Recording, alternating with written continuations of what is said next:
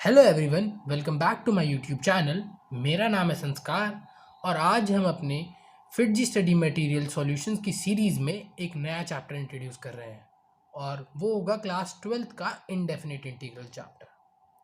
आज हम उस एक्सरसाइज 1 के फर्स्ट 4 सॉल्यूशंस करेंगे। अगर आपको मेरी वीडियोस पसंद आती हैं तो प्लीज़ चैनल को सब्सक्राइब करें, वीडियो को लाइक करें और इसे अपने सभी फ्रेंड्स के साथ शेयर करें और आप बेल नोटिफिकेशन भी प्रेस कर सकते हैं फॉर फर्दर अपडेट्स। तो चलिए शुरू करते हैं।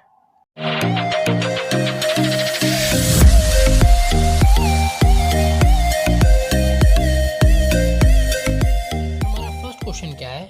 Integration of cos 3x plus 5। यहाँ पे ये 3x प्लस 5 है। अगर यहाँ पे कुछ एक सिंगल वेरिएबल होता है जैसे cos x या cos y कुछ होता तो हम उसको आराम से इंटीग्रेट कर पाते, क्योंकि cos x का इंटीग्रेशन हमें पता है क्या होता है, sin x। बट यहाँ पे ये 3x प्लस 5 हमें दिक्कत दे रहा है, तो इसके लिए हम क्या कर सकते हैं, हम क्या करेंगे, 3x प्लस 5 को एक नया वेरिएबल लेट कर लेंगे। Let 3x plus 5 is equals to k।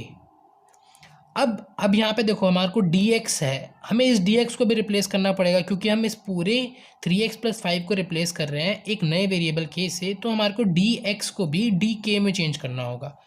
तो हम क्या करते हैं, इस पूरी इक्वेशन को k के टर्म में डिफरेंशिएट कर देते हैं। तो ये क्या बनेगा, 3dx बाई डी। अब ये कांस्टेंट टर्म है, उसका डिफरेंशिएशन होगा 0 और k का डिफरेंशिएशन क्या होगा, 1। तो अभी हमारा क्या बन जाएगा, 3dx बाय डी के इज इक्वल्स टू 1। अब हमारे को यहाँ पे dx को सब्सटीट्यूट करना होगा, तो dx किस तरीके से सब्सटीट्यूट होगा, dk अपॉन 3 से। तो हमारा एक चीज़ हमारे को मिल चुकी है। अब हम dx को dk की टर्म में लिख चुके हैं, बस हमारे को यहाँ पे 3x प्लस 5 को भी k की टर्म में लिखना है।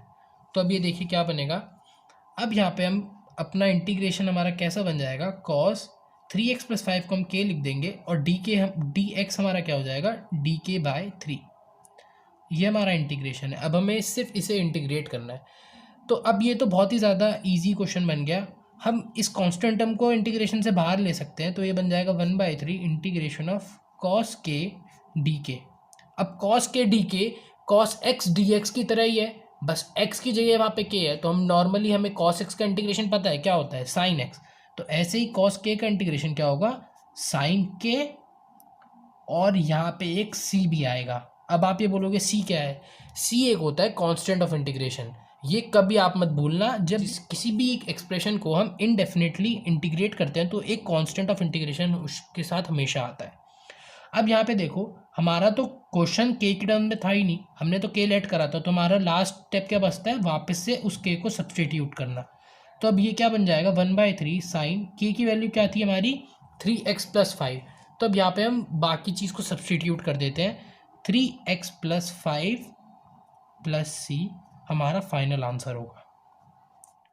अब हम अपना सेकंड क्वेश्चन देखते हैं क्या है। हमें इंटीग्रेट करना है 4 minus 5x upon cos square x d x को। कि हम क्या करते हैं, 4 को अलग कर देते हैं कॉस स्क्वायर एक्स से, 4 कॉस स्क्वायर एक्स और minus 5 sine x upon cos square x. हमने इंटीग्रेशन को ही दो पार्ट में तोड़ दिया।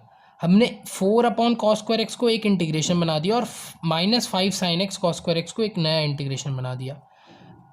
अब देखिए, अब ये हम यहाँ पे सब्सटीट्यूट कर सकते हैं आसानी से, बट देखिए अब यहाँ सब्सटीट्यूट करने की भी ज़रूरत नहीं पड़ेगी, हम इसको और भी आसानी तरीके से कर देंगे।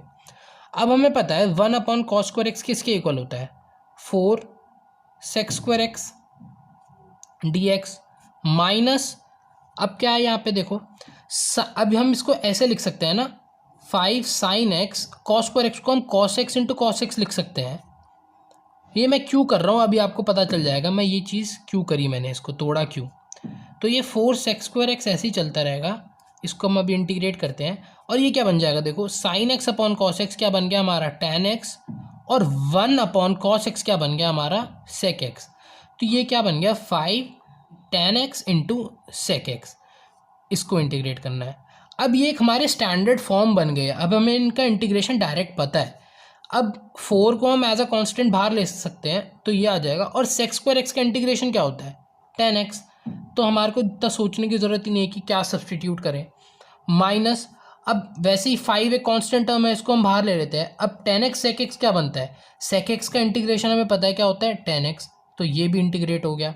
अब बचा क्या, कुछ इंटीग्रेशन नहीं बचा, बस हमारा लास्ट स्टेप बचा है जो है कांस्टेंट ऑफ इंटीग्रेशन को लेना। तो ये हो गया हमारा आंसर खत्म। तो थर्ड क्वेश्चन में हमें क्या इंटीग्रेट करना है, integration of cos 2x minus cos 2 alpha upon cos x minus cos alpha. ये मेरे को ऊपर नीचे दोनों चीज़ें थोड़ी थोड़ी सेम लग रही हैं, बस क्या डिफरेंस है, यहाँ 2 का डिफरेंस है। तो जब तक मैं इस 2x को x की टर्म्स में नहीं ले आता तब तक मेरा कुछ ये सॉल्व नहीं होगा। और हमने ट्रिगो में क्लास 11th में पढ़ रखा है कि cos ट्वाइस ऑफ एंगल की वैल्यू क्या होती है, ये किसके इक्वल होता है 2 cos स्क्वायर a माइनस 1। तो अगर मैं यहाँ पे cos 2a की वैल्यू यहाँ पे सब्सटीट्यूट कर दूँ, जैसे cos 2x की जगह क्या सब्सटीट्यूट हो जाएगा 2 cos स्क्वायर x माइनस 1, और cos 2 अल्फ़ा की जगह 2 cos स्क्वायर अल्फ़ा माइनस 1, तो उससे हमारा जो 2x था वो x में चेंज हो जाएगा और सिमिलरली 2 अल्फ़ा वो अल्फ़ा में चेंज हो जाएगा। तो हम शायद कुछ कर पाएँ, हम इतना स्टेप करते हैं फिर देखते हैं क्या होता है। तो मैं cos 2x को क्या रिप्लेस कर दे रहा हूँ,2 cos square x minus 1 and minus का साइन, एंड cos 2 अल्फ़ा की वैल्यू क्या हो जाएगी 2 cos स्क्वायर अल्फ़ा माइनस 1। हमारा डिनोमिनेटर सेम चलेगा cos x minus cos alpha into D x. अब ये देखो, अब यहाँ पे अगर हम इस ब्रैकेट को सॉल्व करते हैं तो ये क्या बन जाएगा, ये माइनस 1, अब ये माइनस जब अंदर मल्टीप्लिकेशन होगा तो ये +1 बन के ये -1 +1 कट जाएंगे, तो क्या बचेगा 2 cos square x minus 2 cos square alpha upon cos x minus cos alpha. अब मेरे को यहाँ पे कुछ a square minus b square दिख रहा है, बट यहाँ पे क्या है 2, पर 2 को हम कॉमन बाहर ले सकते हैं। देखो मैं 2 को कॉमन ले लेता हूँ, और अब ये देखो ये क्या बन जाएगा cos square x minus cos square alpha. अब हम इसको as an a square minus b square की आइडेंटिटी लगा सकते हैं यहाँ पे कि a प्लस बी हो जाएगा ये, एंड a माइनस बी हो जाएगा, a plus b and a minus b upon cos x minus cos alpha. ये हमारे को देखो ये a square minus b square खोलते ही हमारे को एक चीज़ दिख रही है कि cos x minus cos alpha दोनों ऊपर नीचे सेम चीज़ है, तो ये कट गई, तो बचा क्या, ये dx भी चलता रहेगा, यहाँ dx भूल गया मैं, integration of 2 cos x plus cos alpha into D x.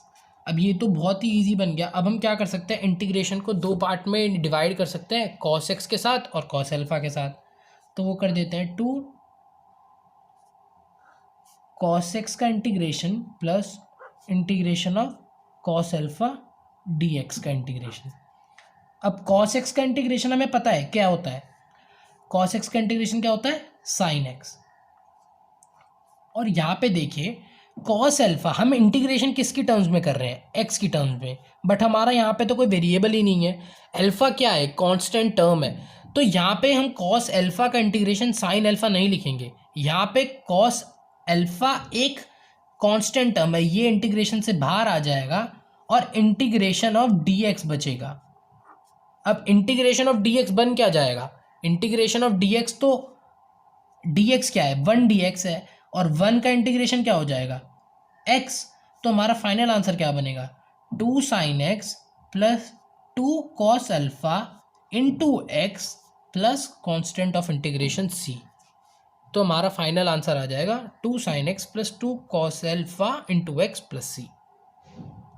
अब चलते हैं हम अपने फोर्थ क्वेश्चन और लास्ट क्वेश्चन की तरफ। तो फोर्थ क्वेश्चन में हमें किसे इंटीग्रेट करना है, 5 cos cube x plus 7 sin cube x upon sine square x cos square x. अब मेरे को यहाँ पे कुछ दिख रहा है कि अगर मैं इसको वापस से इनको सेपरेट कर दूँ एलसीएम्स को, sine square x cos square x 5 cos cube x के नीचे भी ले जाऊँ और 7 sin क्यूब एक्स के नीचे ले जाऊँ, तो कुछ चीज़ें कटती हुई दिख रही हैं। तो देखिए मैं इसको डिस्ट्रीब्यूट करता हूँ इसके एलसीएम्स को, तो ये क्या बन जाएगा 5 cos cube x upon sine square x cos square x plus integration of 7 sine cube x upon sine square x cos square x d x. यहाँ पे भी dx आएगा। अब देखिए यहाँ पे cos स्क्वायर एक्स और cos क्यूब एक्स, अगर हम इन्हें काटेंगे तो क्या बचेगा यहाँ पे, सिर्फ एक कॉस एक्स बचेगा। और सिमिलरली यहाँ पे अगर मैं साइन स्क्वायर एक्स इस साइन क्यूब एक्स से काटूंगा तो सिर्फ क्या बचेगा, एक साइन एक्स बचेगा। तो देखिए क्या बच जाएगा हमारे पास, 5 cos x upon sine square x d x plus integration of 7 sine x upon cos square x d x. अब देखिए ये कुछ वापस से सेकंड क्वेश्चन की तरह दिख रहा है, sine upon cos square x. हम फिर वापस से कॉस स्क्वायर एक्स को कॉस एक्स तोड़ सकते हैं, ऐसी साइन स्क्वायर एक्स को साइन एक्स तोड़ सकते हैं।